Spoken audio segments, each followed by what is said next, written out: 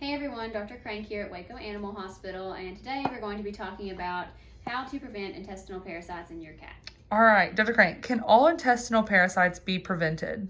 So it is something that most of them can. So if you have your cat on an effective flea prevention, that's definitely going to help against the tapeworm burden that they can have. Unfortunately, if your cat's a hunter, you can't really 100% prevent against them ingesting fleas from rodents and things like that they may come into contact with. And then other types of preventions, as far as flea, tick, heartworm preventions, do have some intestinal parasite control as well. So how does my cat get intestinal parasites? A lot of times it's from either ingesting those fleas that have the tapeworm eggs or from being in a litter box that has otherwise been contaminated by a cat. Especially kittens, they're going to be a lot more prone to having those intestinal worms that they can spread around. So can my indoor cat still get intestinal parasites? It's definitely a possibility, especially with tapeworms.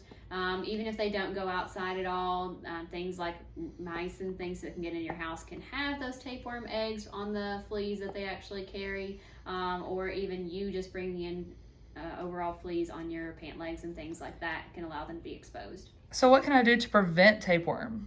As far as tapeworms go, the biggest thing that you can do is have all animals in your home on an effective flea prevention, making sure they're on that year-round. Even during the winter, fleas like to come inside and have their way, and so make sure that every single pet in the home is on an effective flea prevention. Is there medication to prevent my cat from getting intestinal parasites? So there are different medications that you can do to prevent it, but there are also medications that we can do to treat them. So how can I keep my cat from passing on intestinal parasites to other pets in the house? So making sure that you are regularly checking your cat's stool, making sure you're not seeing any signs of loose stool or worms, because as far as other cats sharing the litter box, it's a very easy way to get contamination amongst them.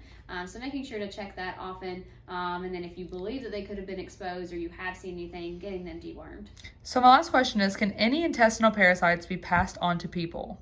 There are certainly some that can be spread to people. Tapeworms aren't really as common. You would actually have to ingest a tapeworm in order to do that, so that's not a huge ordeal that we see, but it is a possibility. But there are some other intestinal parasites as well that mainly by not handling the stool appropriately, so not being very hygienic whenever handling that litter box can certainly cause some problems. All right, thank you. Thank you.